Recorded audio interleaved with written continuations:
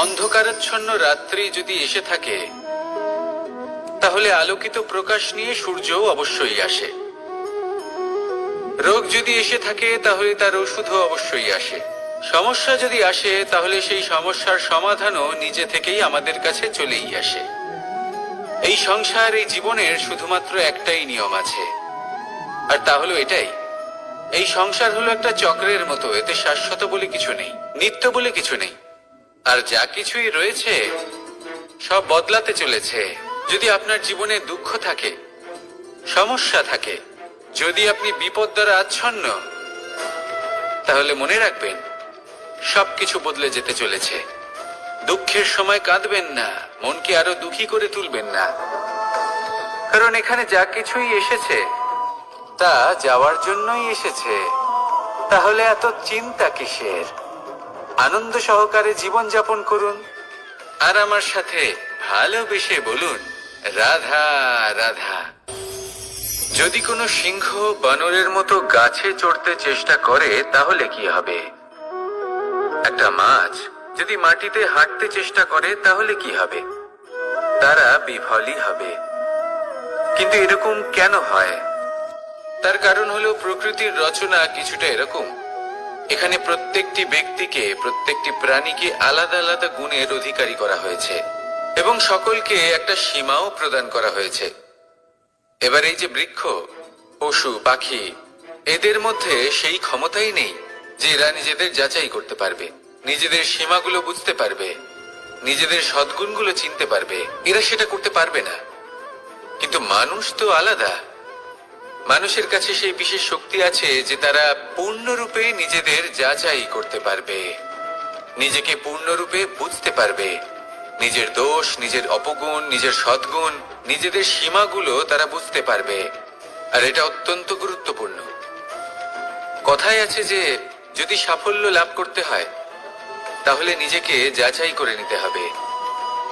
তাই নিজেকে যাচাই করুন, নিজের সাথে পরিচিত হয়ে যান, এবং জীবনে কর্ম করতে থাকুন। সাফল্যের শিখরে অবশ্যই পৌঁছে যাবেন। আর ওখানে যদি যান, তাহলে এই মন প্রসন্ন হয়ে অবশ্যই বলবে, রাধা রাধা। বনের মধ্যে যদি আপনি কোনো বিষাক্ত সাপ দেখেন, তাহলে কি করবেন? আপনি তখনই তার থেকে দূরে পালাতে চেষ্টা করবেন। আর এটা কেন করবেন? নিজের রক্ষার্থে। এই কথা আমি নয় মেনে নিলাম, কিন্তু নিজের জীবনে এটা করেন না কেন? আপনি যেখানেই যান, যে স্থানেই যান না কেন, প্রত্যেক সময়, প্রত্যেক মুহূর্তে এমন বিষাক্ত সাপ আপনি অবশ্যই খুঁজে পাবেন। আর সেই সাপ নয় যাদের আপনি বনে খুঁজে পাবেন।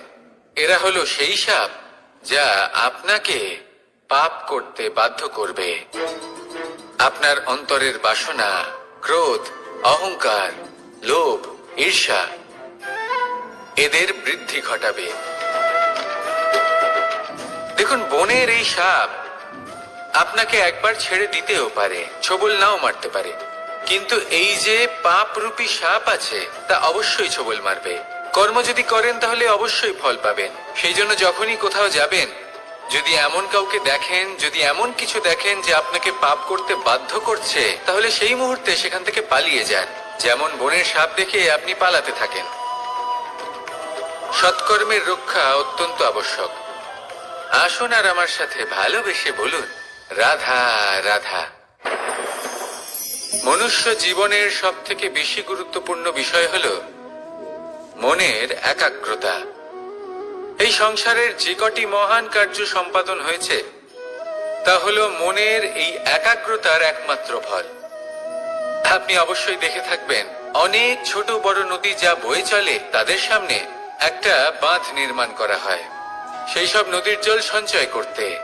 বাঁধ হয়ে গেলে প্রয়োজন মতো বা মনের ইচ্ছে মতো তাকে ব্যবহার করা সম্ভব। এবার এটাই আমাদের মনের সাথেও সম্ভব।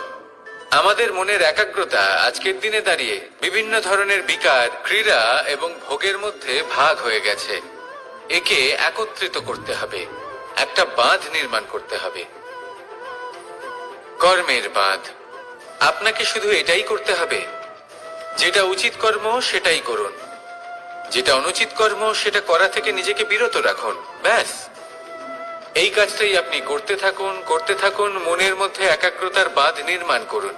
আর একবার যদি তা নির্মাণ হয়ে যায়, তাহলে যখন চাইবেন, যেখানে চাইবেন, যতটা চাইবেন, একাগ্রতা প্রয়োগ করতে পারবেন। আর একবার যদি আপনি এটা শিখে যান, তাহলে এই সংসারকে বদলে ফেলার মতো কাজ আপনি করতে পারবেন, সমাজকে শোধরাবার মতো কাজ করতে পারবেন। তাহলে এই মনকে একাগ্র করুন আর আমার সাথে ভালোবেসে বলুন, রাধা রাধা। আমরা সবাই ফল খাই, কিন্তু আমাদের সেই ফলই প্রিয় হয় যে পরিপক্ক হয়ে ওঠে, যেটা নম্র হয়, আর যে ফল অনেক বেশি মিষ্টি আর সুস্বাদু হয়ে থাকে, যাদের রঙে বাহার দেখা যায়। সেইভাবে জীবনে আমরা নানান মানুষের সাথে পরিচিত হই, কিন্তু সেই মানুষই আমাদের মন ছুঁয়ে যায় যারা বিনম্র স্বভাবের, যাদের বাণী খুব মধুর, যাদের অন্তরে আত্মবিশ্বাসের একটা তেজ, একটা রং দেখা যায়। এবার এমন ব্যক্তি আমরা কি করে হব? ঠিক সেইভাবেই যেমন একটা ফল রোদ, বর্ষা, শীত, বায়ু এই সকল সংকটময় পরিস্থিতির সম্মুখীন হয়ে পরিপক্ক হয়ে ওঠে, সেইভাবেই মানুষ সংকটময় পরিস্থিতির সম্মুখীন হয়ে পরিপক্ক হয়ে ওঠেন। যদি এই সংকটের সম্মুখীন হন, তাহলে অভিজ্ঞ হবেন, আর এই অভিজ্ঞতাই শিক্ষা দিয়ে যাবে। এই অভিজ্ঞতা আমাদের শিখিয়ে দেয় যে আমাদের বিনম্র থাকতে হবে। অহংকার করে কোনো লাভ নেই। মধুর বাণীর যে কি মূল্য তা আমরা শিখতে পারি।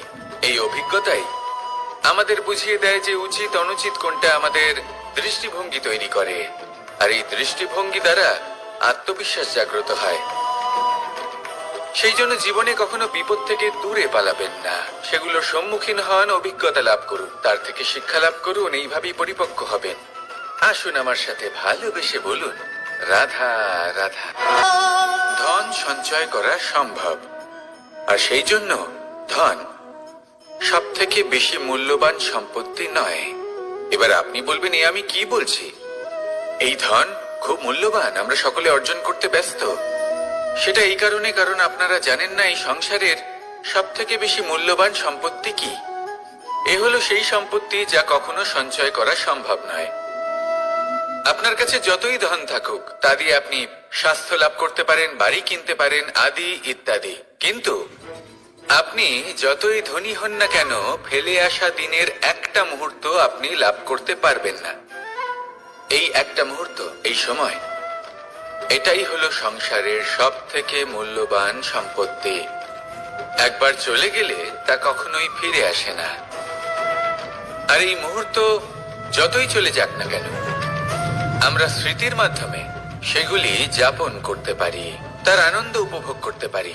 আর যার সাথে আমরা সময় অতিবাহিত করেছি, তার স্মৃতিতে আমরা চিরকাল জীবিত থাকতে পারি।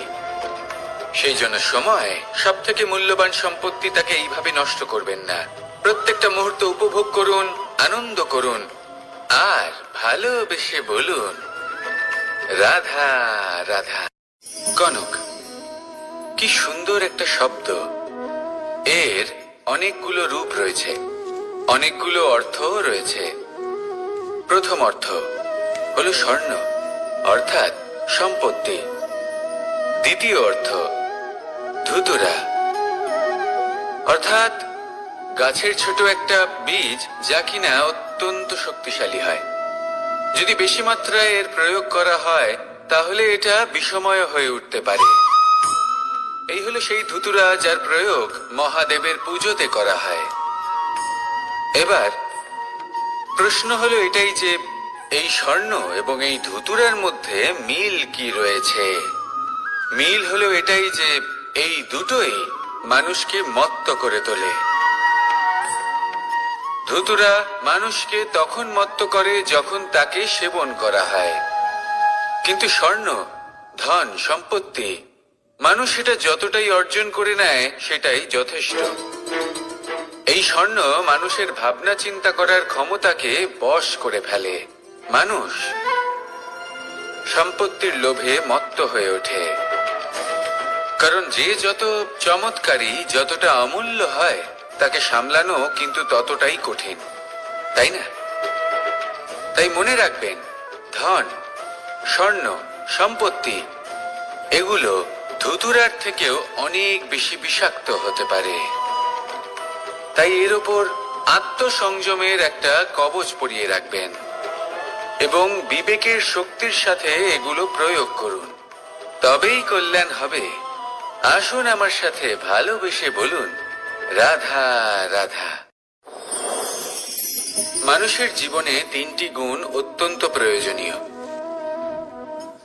শ্রদ্ধা, বিনম্রতা, যোগ্যতা। যদি জ্ঞান লাভ করতে চান তাহলে শ্রদ্ধার প্রয়োজন, যদি মান লাভ করতে চান তাহলে স্বভাবে বিনম্র হওয়া প্রয়োজন, আর যদি মনোবাঞ্ছিত স্থান লাভ করতে চান তাহলে যোগ্যতার প্রয়োজন। বিষয়টা সহজ। শ্রদ্ধা আপনাকে জ্ঞান দেবে, নম্রতা আপনাকে মান, আর যোগ্যতা উচিত স্থান দেবে। কিন্তু যদি আপনি এই তিনটি গুণ সম্মিলিত করেন তাহলে এমন কিছু লাভ করবেন যা এই সব কিছুর থেকে অনেক ঊর্ধ্বে: সম্মান। আর এ হলো সেই সম্মান যা প্রত্যেক মানুষের নিজের জীবনে লাভ করতে চেষ্টা করা উচিত, কারণ এই হলো সেই সম্মান যার কারণে আপনি চলে যাওয়ার পরেও এই সংসার আপনাকে ভালোবাসবে আর মনে রাখবে। আসুন আমার সাথে ভালোবেসে বলুন, রাধা রাধা। জীবনে গতি অত্যন্ত গুরুত্বপূর্ণ, মতিও হলো গুরুত্বপূর্ণ, এবং তার থেকেও বেশি গুরুত্বপূর্ণ হলো সঙ্গতি। একটা জলের ফোঁটা, তার মধ্যে গতি থাকে, প্রকৃতির মধ্যে তা লাভ করার ইচ্ছে নিহিত থাকে, কিন্তু এই যে সঙ্গতি তা নির্ধারিত করে যে এই জলের ফোঁটা ঝিনুকের মুখে পড়ে মুক্ততে পরিণত হবে নাকি বিষাক্ত সাপের মুখে পড়ে বিষে পরিণত হবে। এবার দেখুন, এই জঞ্জাল স্বর্ণকারের দোকানের সামনেও থাকে এবং জঞ্জাল একজন ব্যবসাদারের দোকানেও থাকে, কিন্তু জঞ্জাল যা স্বর্ণকারের দোকানে থাকে তা ব্যবসাদারের দোকানের জঞ্জালের থেকে অনেক বেশি মূল্যবান, কারণ তার মধ্যে সোনার কণার সঙ্গতি থাকে। সেই জন্য জীবনে সঙ্গতির উপর বিশেষ গুরুত্ব দেবেন। যেমন সঙ্গতি তেমনই আপনি হবেন। আসুন আমার সাথে ভালোবেসে বলুন, রাধা রাধা। প্রত্যেক প্রাণী ভালোভাবে জীবন যাপন করতে চান, এটা তাদের স্বভাবে আছে এবং ভাবাটা অনুচিত নয়। কিন্তু একটা ভালো জীবনের গুরুত্বপূর্ণ অংশ কোনটা? বসবাসের স্থান, সেই স্থান যেখানে আমরা জীবন অতিবাহিত করি। এবার মানুষ ভাবতে পারেন যে একটা ভালো বাসস্থানের অর্থ কি? সেই স্থান যেখানে সহজে জল পাওয়া যায়, যেখানে শুদ্ধ বায়ু পাওয়া যায়, যেখানে আনাজ উৎপন্ন হয়। এটা জীবনযাপনের জন্য পর্যাপ্ত বটে, কিন্তু ভালো জীবন যাপনের জন্য আরো একটা কথা আপনাকে বুঝতে হবে। সাধু, জ্ঞানী, পণ্ডিত ব্যক্তি, এই সকল মহাপুরুষ, এনাদের যে বাসস্থান তা অত্যন্ত বিশেষ হয়। এখানে এক ধরনের বিশেষ ইতিবাচক শক্তি থাকে, এমন একটা স্থান যেখানে দেবতারাও বিচরণ করেন। জীবন আমরা সবাই যাপন করি, কিন্তু জীবনের উদ্দেশ্য শুধুমাত্র জীবন যাপন করা নয়। জীবনের উদ্দেশ্য হলো মুক্তি লাভ করা। আর এই সকল সাধু, জ্ঞানী, পণ্ডিত ব্যক্তি, এই সকল মহাপুরুষ আপনাকে মুক্তির পথে নিয়ে যেতে পারেন, কারণ এরা হলেন সেই মহাপুরুষ যারা নিজেদের অন্তরের বিকার, অহংকার, ক্রোধ, বিদ্বেষ এই সকল দোষগুলিকে ত্যাগ করেছেন, এদের উপর বিজয় লাভ করেছেন। এমনই একজন ব্যক্তি আপনাকে মুক্তির পথে নিয়ে যেতে পারে। প্রয়োজন হলো শুধুই এনাদের চিনতে পারা, এদের কথা বুঝতে পারা এবং এদের দেখানো পথে চলা। যদি আপনি এটা করতে পারেন তাহলে এই মন প্রফুল্ল হয়ে বলবে, রাধা রাধা। আমি এখানে একা এই বনে বসে আছি, বাঁশি বাজাচ্ছি। কার জন্য? কে আছেন এখানে? কেউ নেই। আমার প্রজা, আমার রাজ্য, আমার পরিবার আমার থেকে অনেক দূরে আছেন। আমি এখানে একা এই বনে বসে এই আকাশের এই রঙের, গাছের এই সব ফলের, মাটির সুবাসের আনন্দ উপভোগ করছি। কেন? আমি হলাম দ্বারকাধীশ। এমন কি রাজকীয় বা ভৌতিক সুখ রয়েছে যে আমি ওখানে পেতে পারি না? সবকিছুই পেতে পারি, তাও এখানে বনে একা বসে আছি। কোন সুখ খুঁজে চলেছি? একা থাকার সুখ। আমরা প্রত্যেকদিন অনেক মানুষের সাথে, চিন্তাধারার সাথে, কর্মের সাথে, পরিস্থিতির সাথে, সুখ দুঃখের দ্বারা বেষ্টিত থাকি। জীবনের এই চক্রে আমরা জড়িয়ে পড়তে থাকি। যতই আমরা এই সমস্যার সমাধান করি, আমরা ততই এতে জড়িয়ে পড়ি। আমরা এতটাই জড়িয়ে পড়ি যে যখন আমরা আয়নায় নিজেদের দেখি, তখন আমরা নিজেদের চিনতেই পারি না। এমন মনে হয় যেন আমরা নিজেদের হারিয়ে ফেলেছি। সেই জন্য প্রত্যেক দিন আপনি কিছু সময় নিজের সাথে কাটান একান্তে। এটা অত্যন্ত আবশ্যক। নিজের অস্তিত্বের গভীরে গিয়ে দেখতে শিখুন, নিজেকে বুঝুন। অদ্ভুত শান্তির অনুভূতি হবে। যেমন এই বায়ু, এই বৃক্ষ, এই পুষ্প, এই নিসর্গ, এদের মতো আপনিও কখনো একলা হতে শিখুন। কখনো নিসর্গের একটা অংশ হয়ে দেখুন। এই মন প্রসন্ন হয়ে বলবে, রাধা রাধা। ওমাই কি, আমি কখন থেকে এখানে অপেক্ষা করছি, হাত পেতে দাঁড়িয়ে রয়েছি যাতে একটা ফল আমার হাতে এসে পড়ে এবং সেটা আমি খেতে পারি। কখন থেকে অপেক্ষা করছি, কিন্তু সেটা হচ্ছেই না। এবার আপনি বলবেন যে এইসব কি বলছি, এ কি অদ্ভুত কথা বলছি। যদি ফল খেতে হয় তাহলে আমাকে বৃক্ষে চড়তে হবে, ফলের কাছে পৌঁছতে হবে, তবেই তো ফল পাবো। এবারে এটা অত্যন্ত সহজ ব্যাপার, কিন্তু এই বিষয়টা আপনি নিজের জীবনের প্রসঙ্গে ভেবে দেখুন। লক্ষ্য কোথায় আছে আপনি জানেন, সেই লক্ষ্যে পৌঁছানোর পথ কি সেটাও আপনি জানেন, সেই পথে চলার ক্ষমতাও আপনার রয়েছে, কিন্তু তাও আপনি নিজের লক্ষ্য লাভ করতে পারছেন না। কেন? কারণ আপনি অপেক্ষা করছেন যে লক্ষ্য আপনার সামনে চলে আসবে, কিন্তু তা হয় না। লক্ষ্য সে যাই হোক না কেন, ধন হোক, প্রেম হোক, কোনো সম্মান হোক বা মোক্ষ হোক, যদি আপনি তার দিকে অগ্রসর না হন তাহলে ফল প্রাপ্তি অসম্ভব ব্যাপার, তা কোনোদিনই হবে না। সেই জন্য আপনার চোখের সামনে আপনি যদি নিজের লক্ষ্যকে দেখতে পান, তাহলে উঠুন এবং সেই দিকে অগ্রসর হতে শুরু করুন। নিজের অন্তরের সকল অশুভ গুণ দূর করুন, অলসতা ত্যাগ করুন, অজ্ঞানতা ত্যাগ করে দিন এবং চলতে থাকুন। অবশ্যই মনোবাঞ্ছিত ফল লাভ করতে পারবেন। মনে রাখবেন, চলতে থাকলে তবেই লক্ষ্য প্রাপ্তি হবে। অপেক্ষার দ্বারা শুধুমাত্র মৃত্যু লাভ হবে। আসুন আমার সাথে ভালোবেসে বলুন, রাধা রাধা। আমি দ্বারকাধীশ এবং আমার সভাতে বিভিন্ন সময় বিভিন্ন ধরনের মানুষ আসেন, নিজেদের দাবি নিয়ে, নিজেদের ইচ্ছে নিয়ে। কখনো কেউ ভোজন চান, আবার কখনো কেউ ওষুধ, কখনো কেউ বস্তু চান, কেউ আবার চান বস্ত্র। কারোর জ্ঞান চাই, কারোর ধন চাই, আবার কারোর বাসস্থান। অনেক সময় আমি এই অনুরোধ, এই ইচ্ছে পূর্ণ করি না। এবার আপনি এটা ভাবতেই পারেন যে কৃষ্ণ তো তাহলে লোভী, ওর কাছে তো সবকিছুই রয়েছে, তারপরেও সে নিজের প্রজার ইচ্ছে পূর্ণ করে না, তাদের সমস্যাগুলি বুঝতে পারে না, তাদের সুখ স্বাচ্ছন্দ্য প্রদান করে না। আসল সত্য হলো এটাই যে কোনো সবল ব্যক্তি, যে কোনো গৃহস্থ ব্যক্তি যে কাজ করতে সক্ষম, তার পরিশ্রম দ্বারাই নিজের প্রয়োজনগুলি এবং ইচ্ছেগুলি পূরণ করা উচিত। এটা অত্যন্ত প্রয়োজনীয়।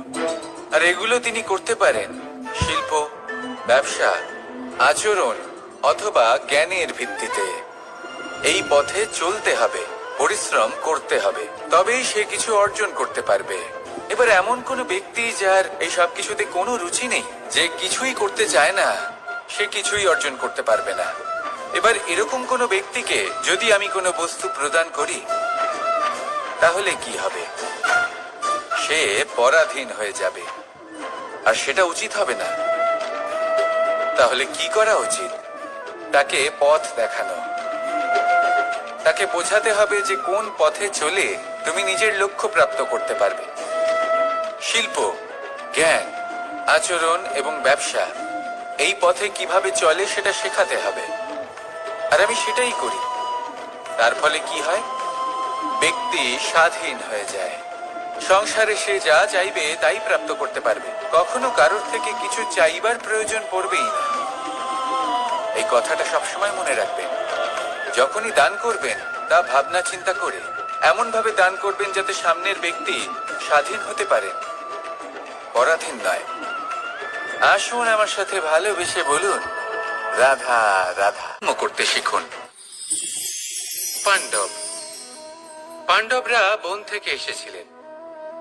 ওনাদের কাছে না কোনো ধন ছিল, না কোনো সম্পদ, না বিদ্যা। নিজের পরিশ্রমের দ্বারা ওনারা বিদ্যা অর্জন করেছিলেন, আর তার দ্বারাই সম্পদ অর্জন করলেন আর ধনও অর্জন করলেন। এই পাণ্ডব ছিলেন অত্যন্ত কুশল এবং শক্তিশালী। যুধিষ্ঠির নিজের পরিশ্রম দ্বারা এমন জ্ঞান অর্জন করেছিলেন যে এই সংসার ওনাকে ধর্মরাজ যুধিষ্ঠির অভিহিত করেছিল। দেখতে গেলে পাণ্ডবদের কাছে সবকিছুই ছিল, কিন্তু যখন বিষয় এলো আরো ধন লাভ করার, তখন যুধিষ্ঠির, যিনি পাণ্ডবদের মধ্যে জ্যেষ্ঠ, তিনি সকল পাণ্ডবদের সাথে দ্যুতক্রীড়ায় অংশগ্রহণ করে ফেললেন। এর ফলে না শুধু ধনলক্ষ্মী, ধর্মলক্ষ্মী, বিবেক লক্ষ্মী কেউ হারালেন, আর শুধু তাই নয়, নিজের গৃহলক্ষ্মী দ্রৌপদীকেও হারিয়ে ফেললেন। এর কারণ কি? ভুলে গেলেন খুব সহজ একটা কথা। এই সংসারে সম্মান এবং সাফল্য দুটোই পরিশ্রমের দ্বারা লাভ করতে হয়, কিন্তু দ্যুতক্রীড়ার এই খেলা আমাদের ভাগ্যের উপর নির্ভরশীল। এই সংসারে দুটি পথ রয়েছে। একটা পথ যেখানে কর্ম এবং পরিশ্রমের দ্বারা আপনি নিজের পথ নিজেই রচনা করতে পারবেন, আর দ্বিতীয় পথ হলো যেখানে এই ভাগ্য এক মুহূর্তে আপনাকে শিখরেও পৌঁছে দিতে পারে, আবার ধূলিসাৎ করে দিতে পারে। আপনি কোন পথ বাছবেন সেই চয়ন আপনারই। আসুন আর আমার সাথে ভালোবেসে বলুন রাধা রাধা। কোনো এক সময়ের ঘটনা এটা। মা এবং বাবা হাটে গিয়েছিলেন। তখন আমি আর দাদা গিয়েছিলাম গরু চড়াতে। আমরা বাড়ি ফিরে এলাম, আর মা সেই সময় একটা কাজ করতেন। যখনই হাটে যেতেন দরজা তালা বন্ধ করে যেতেন। উনি খুব ভালো করে জানতেন যে যদি ওনার এই মাখন চোর সঠিক সময়ে পৌঁছে যায় তাহলে এক ফোঁটাও মাখন ওনার অবশিষ্ট থাকবে না। এবার ঘটনা কিছুটা এরকম হলো যে মা আর বাবা মাঝে মাঝে হাটে যেতেন, তাই মাঝে মাঝে এই দরজা তালা বন্ধ করতে হতো। যখন মা আর বাবা ফিরে এলেন তখন বাবা ভুলে গিয়েছিলেন যে এই চাবির গোছা থেকে ঠিক কোন চাবিটা দরজার তালা খোলার জন্য উপযোগী। উনি চেষ্টা করতে শুরু করে দিলেন। একটার পর একটা চাবি দিয়ে উনি চেষ্টা করতে থাকলেন, কিন্তু সেই দরজার তালা তো খুলতেই চাইছিল না। ওনার মাথা থেকে ঘাম পড়তে শুরু করলো। তখন মা বললেন যে তালা ভেঙে দেওয়া যাক। মা চলে গেলেন, আর বাবা বললেন না না দাঁড়াও, আর কিছু চাবি বাকি আছে, এটা হয়তো খুলতে পারবো। মা হাতুড়ি নিয়ে চলে এলেন সেই তালা ভাঙার জন্য, আর তখনই বাবা শেষ চাবিটা প্রয়োগ করলেন আর দরজার তালা খুলে গেল। যদি উনি চেষ্টা না করতেন তাহলে এই তালাটাও ভেঙে যেত আর চাবিটাও নষ্ট হয়ে যেত, ঠিক কিনা? এবার এই ঘটনাটা আমি দেখেছিলাম, আর আমার মনে হলো যে কখনো কখনো এই চাবির গোছার মধ্যে থেকে শেষ চাবিটাও কিন্তু জীবনের দরজা খুলে দিতে পারে। সেজন্য আপনি যদি জীবনে সাফল্য লাভ করতে চেষ্টা করেন, নিজের লক্ষ্যে পৌঁছতে চান, তাহলে হার মানবেন না। হয়তো দেখবেন আপনার পরবর্তী প্রচেষ্টা বা এই অন্তিম প্রচেষ্টা আপনাকে সাফল্যের পথে নিয়ে গেল। তাই নিরন্তর প্রচেষ্টা করতে থাকুন, জীবনে সাফল্য লাভ করুন। যজ্ঞের আগুনকে শুভ বলে মনে করা হয়, আর সেখানেই চিতার আগুনকে অশুভ মনে করা হয়। এমনটা কেন হয়? এখানে বিষয়টা হলো লক্ষ্য, বিচার এবং সঙ্গের। যখন আমরা যজ্ঞ করি তখন আমাদের লক্ষ্য কি হয়?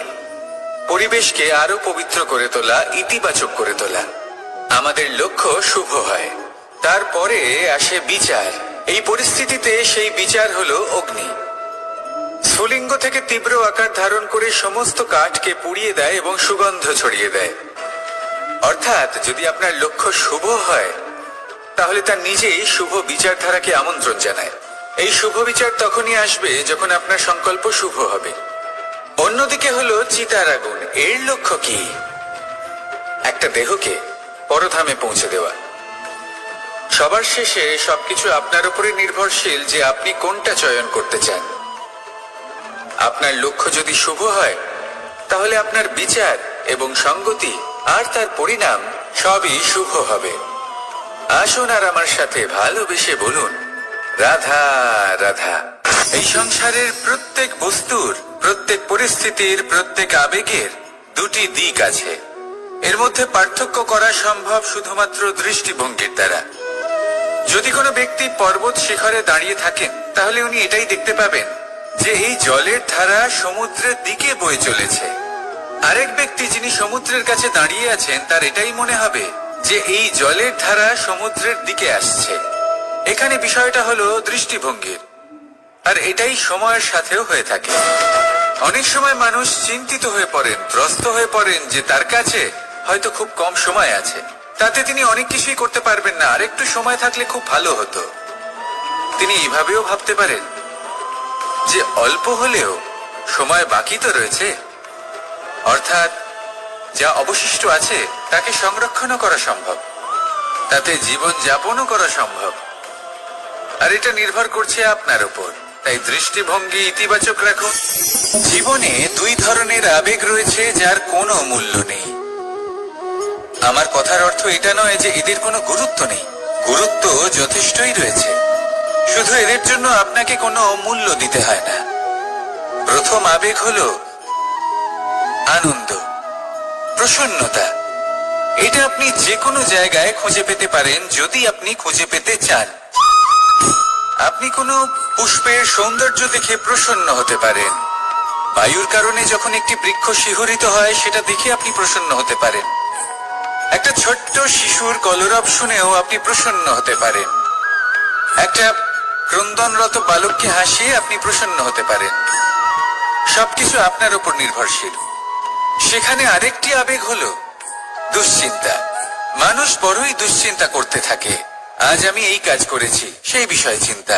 আজ আমি এই কাজ করতে পারিনি, সেই বিষয়ে চিন্তা। কাল আমাকে এই কাজ করতে হবে, সেই নিয়ে চিন্তা। আমি কি সেই কাজটা করতে পারবো, সেই বিষয়েও দুশ্চিন্তা। চিন্তা সর্বত্র রয়েছে, যার জন্য মূল্য দিতে হয় না। যত চান আপনি একত্রিত করতে পারেন। একটা গুরুত্বপূর্ণ কথা মনে রাখবেন, প্রসন্নতা জীবনের একটা নতুন সূত্রপাত। সেখানে দুশ্চিন্তা হলো জীবনের চিতার সমান। এবার এই দুটি আবেগ হলো মূল্যহীন, দুটোই আপনার সামনে আছে। কোনটা চয়ন করবেন আপনি, দুশ্চিন্তা নাকি প্রসন্নতা? সিদ্ধান্ত আপনারই। আসুন আর আমার সাথে ভালোবেসে বলুন, রাধা রাধা। ধন, সম্পত্তি, এগুলো আসলে কি? এগুলো শুধু সেই মূল্য যার দ্বারা আমরা কোনো কিছু অর্জন করতে পারি। এবার এই ধনের দ্বারা এই সংসারে অনেক কিছু লাভ করা সম্ভব, কিন্তু সেই সব কিছুই শুধুমাত্র ভৌতিক বস্তুই হবে, ভৌতিক সামগ্রী, ভৌতিক সুবিধা। অর্থাৎ আপনার কাছে যতই ধন থাকুক তা আপনাকে শান্তির ঘুম এনে দিতে পারবে না, আপনাকে জীবনের বাস্তব সুখের অনুভূতি লাভ করাতে পারবে না, কারণ এগুলো ভৌতিক ধন। এই ভৌতিক বস্তুই অর্জন করাতে সক্ষম। বাস্তবিক ধন কি? যদি এই প্রশ্ন আপনার মনে আসে তাহলে তার উত্তর আমি আপনাকে দেব একটা উদাহরণের মাধ্যমে। কখনো আপনি শুনে থাকবেন যে একজন পিতা আজীবন অনিষ্ট করেন, অনর্থ করেন, খারাপ কাজ করেন শুধু ধন অর্জনের জন্য। তিনি ভাবেন যে আমি ধন অর্জন করব আর নিজের সন্তানকে একটা উজ্জ্বল ভবিষ্যৎ প্রদান করব, একটা সুখ স্বাচ্ছন্দ্যময় জীবন দান করব। এবার সন্তান যখন জন্ম লাভ করে তখন সে ভাগ্যের জোরে সেই ধন ভোগ করে। যেরকম সে পায় সেরকমই তার ব্যবহার সে করে। কখনো আপনি এটাও দেখে থাকবেন যে সেই সন্তান সমস্ত ধন নষ্ট করে ফেলে, আর সেই পিতা যিনি সমস্ত ধন সঞ্চয় করেছেন, যিনি সেই ধনের প্রভু, আজ সেই ধনের প্রহরী হয়ে রয়েছেন। এবার এরকম কেন হয়? এরকম তখনই হয় যখন সেই পিতা বুঝতেই পারেন না যে তার জীবনের আসল ধন কি। সেই আসল ধন তার সন্তানকে সে দিতেই পারে না। যদি পিতা তার সন্তানকে কর্মের জ্ঞান দিতে পারেন, উচিত কোনটা অনুচিত কোনটা সেই শিক্ষা দিতে পারেন, সংস্কারের প্রকৃত শিক্ষা দিতে পারেন, তবে সেটা ধনের থেকে অনেক বেশি গুরুত্বপূর্ণ। এটাই হলো জীবনের বাস্তব ধন। আপনি সেই কথা তো অবশ্যই শুনে থাকবেন কুসন্তান হলে ধন সঞ্চয় করে কি হবে, সুসন্তান হলে ধন সঞ্চয় করে কি হবে? সন্তান যদি কুপুত্র হয় তাহলে সব নষ্ট করে ফেলবে, আর সন্তান যদি সুপুত্র হয় তাহলে ধন থাকুক না থাকুক সে নিজেই কর্মের পথে অগ্রসর হয়ে ধন অর্জন করবে আর নিজের জন্য এক উজ্জ্বল ভবিষ্যৎ গড়ে তুলবে। তাই সন্তানকে সম্পদ দেওয়ার আগে কর্মের জ্ঞান দান করুন, সুশিক্ষা দিন, কারণ এটাই হলো জীবনের প্রকৃত ধন। আসুন আর আমার সাথে ভালোবেসে বলুন, রাধা রাধা। একবার একটা শেয়াল বনে বিচরণ করছিল। ও একটা ছোট্ট শাবক দেখতে পেল। ও ভাবলো, আজ একেই আমি খাবার হিসেবে গ্রহণ করব। আশেপাশে দেখলো কেউ দেখছে না তো, কেউ ছিল না, আর সেই শাবকের উপর আক্রমণ করলো, যা হলো একটা ঘোর অপরাধ। বনের নিয়ম অনুসারে আপনি কখনোই শাবকের উপর আক্রমণ করতে পারেন না। তারপর এই খবরটা যখন রাজা সিংহ জানতে পারলেন, সভার আয়োজন করলেন। কিন্তু সেখানে শেয়াল বলল, আমি তো এরকম কিছু করিনি। কিন্তু যদি আপনি এরকম বলেন, কোনো প্রমাণ দিন, এর কোনো সাক্ষী আছে? তখন রাজা সিংহ পেঁচাকে ডেকে পাঠালেন, যে সেই মুহূর্তে বৃক্ষের শাখার ওপর বসেছিল, সে সব কিছু দেখেছিল। পেঁচা সব সত্যি কথা বলল, আর শেয়ালকে মৃত্যুদণ্ড দেয়া হলো। এবার এই কাহিনী আমি আপনাকে কেন শোনালাম? কারণ মানুষও কখনো কখনো এরকম কর্ম করেন যা শিয়াল করেছে। এটা ভাবেন কেউ দেখছে না, যখন আমি অনুচিত কর্ম করতেই পারি। কিন্তু না, আপনি যাই করুন না কেন, কেউ না কেউ অবশ্যই তা দেখছে। কোনো ব্যক্তি না হলেও কোনো প্রাণী, না হলে কোনো যক্ষ বা দেব বা প্রেত। যদি এনারা কেউ না দেখেন, তাহলে ধরিত্রী মাতা দেখেন, যেখানে দাঁড়িয়ে আপনি সেই কর্ম করছেন, তাই না? তাই একটা কথা সবসময় মনে রাখবেন, কে দেখছেন কে দেখছেন না সেই বিষয়ে ভাবা ছেড়ে দিন। এটা খুব সহজ কথা। আপনি যদি উচিত কর্ম করেন, উচিত ফল পাবেন। যদি অনুচিত কর্ম করেন, তাহলে আপনি অনুচিত ফল অবশ্যই পাবেন। সেই জন্য উচিত পথে চলতে থাকুন, উচিত কর্ম করতে থাকুন, আর আমার সাথে ভালোবেসে বলুন, রাধা রাধা। আমরা সবাই জীবনে নিজের জন্য সবচেয়ে ভালোটাই চাই, সবচেয়ে ভালো সুবিধা পেতে চাই, সবচেয়ে বেশি সম্মান পেতে চাই। কিন্তু সবার পক্ষে এই সব পাওয়া কি সম্ভব? হ্যাঁ, নিশ্চয়ই। শুধু একমাত্র বাধা সময়। আমাদের জীবনের কোনো স্থায়িত্ব নেই। তাই যদি সময়ের সদ্ব্যবহার করেন, তাহলে একটু সুবিধে হতে পারে। এবারে দেখুন, যাদের সবসময় স্বপ্ন দেখতে ভালো লাগে, তার জন্য রাত্রি কম পড়ে যায়। আর যারা স্বপ্ন পূরণ করতে চান, তাদের জন্য দিন কম পড়ে যায়। যারা সম্মান পেতে চান, তাদের জন্য সব সময় পরোপকার কম পড়ে যায়। আর যারা জ্ঞান অর্জন করতে চান, তাদের জন্য মনোসংযোগ। জীবনে যদি নিজের লক্ষ্যে পৌঁছতে চান, তবে সময়ের বিভাজন আপনাকে ঠিক করতেই হবে। মনে রাখবেন, রাধা রাধা। লোকে বলে জীবনে মেলামেশা করা অত্যন্ত আবশ্যক। এতে সম্পর্কের আধারও হয়, আবার ব্যবসাও চলে। কিন্তু সবচেয়ে বেশি গুরুত্বপূর্ণ হলো ব্যবহার। তাই এই বিষয়ে ভাবুন, আপনার জীবনে কে আপনার সাথে মেলামেশা করবে তা নিশ্চিত করে সময়। আপনি আপনার জীবনে কার সাথে মেলামেশা করবেন তা নিশ্চিত করবে আপনার হৃদয়। আপনি যাদের সাথে মিশছেন, তাদের হৃদয়ে আপনি কতক্ষণ থাকবেন তা নিশ্চিত করবে আপনার ব্যবহার। নিজের ব্যবহার ভালো রাখুন, সব ভালোই হবে। রাধা রাধা। এই ফুল দেখতে পাচ্ছেন আপনি? এটা সেই ফুল যার জীবন এই ডালে শুরু হয়েছিল। দর্শকদের চোখে প্রশংসা দেখল সে। মধুর লোভে মৌমাছিরা এলো, আর তারপর ডাল থেকে ভেঙে নিচে পড়ে গেল সে। কেন? নিয়তি এরকম কেন করলো? ভাবুন, কারণ এই ডালেই ফুল হয়ে থাকাটা এই ফুলের জীবনের লক্ষ্য কখনোই ছিল না। এবার এই ফুল হয় দেবতাদের সজ্জায় ব্যবহৃত হবে, নয় কোনো কন্যার গয়নায় গাঁথা হবে, আর নয় কারোর প্রেম প্রদর্শনের মাধ্যম হবে। দেখুন, জীবনে নিজের লক্ষ্যে পৌঁছতে হলে যাত্রাকে ভয় পেলে চলবে না।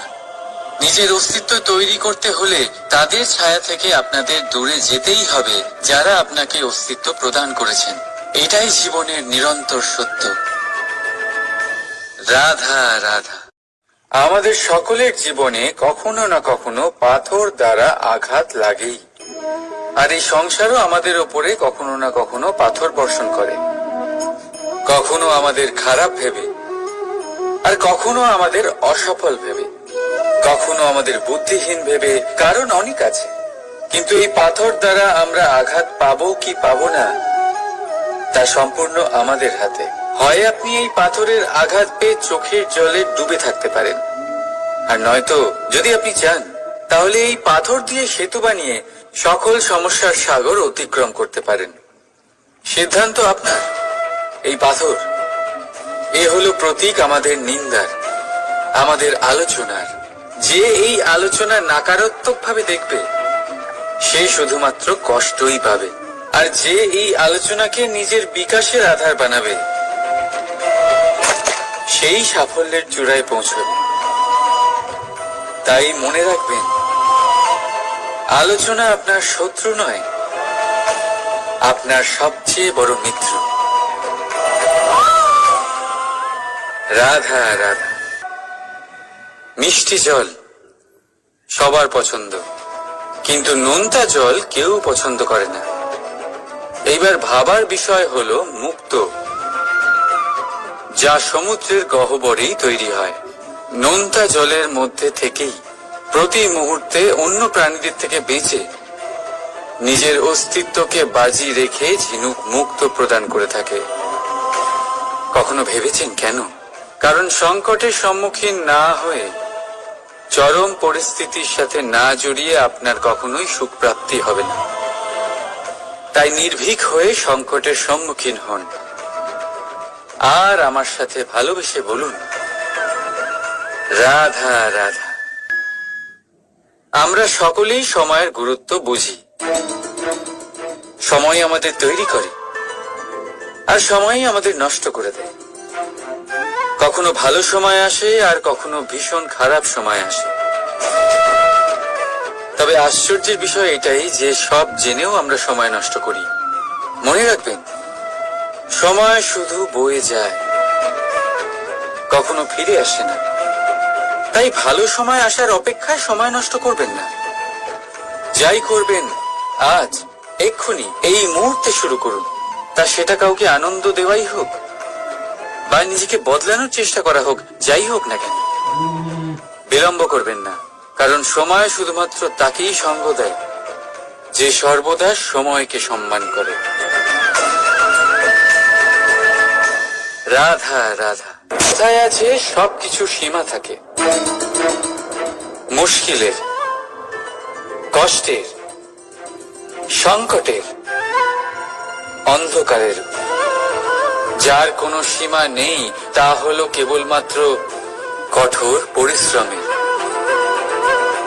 আপনি নিশ্চয়ই দেখেছেন, রাত্রি যতই অন্ধকারময় হোক, তারারা পরিশ্রম করে তার সাথে লড়তে থাকে, আর অবশেষে সকাল হয়েই যায়। ঝড়ে পাখিদের বাসা ছিন্ন বিচ্ছিন্ন হয়ে যায়, কিন্তু পাখিরা নিজের পরিশ্রম দ্বারা তা আবার বানিয়ে নেয়। কারণ যা সীমিত তাকে অসীমের কাছে হারতে হয়, আর পরিশ্রম অসীম। রাধা রাধা। প্রবাহিত নদী কত সুন্দর হয়, বলিষ্ঠ হয়। যেদিক দিয়ে বয়ে যায় সেখানে এক নতুন জীবন প্রদান করে, ধরণীকে উর্বর করে, আকাল দূরে রাখে। আর হয়তো এই জন্যই নদীকে মায়ের মতো পুজো করা হয়। কিন্তু আপনি কি কখনো ভেবে দেখেছেন যে নদীর জন্ম কি করে হয়? এ কি শুরু থেকেই এমন বিশাল আর খরস্রোতা হয়?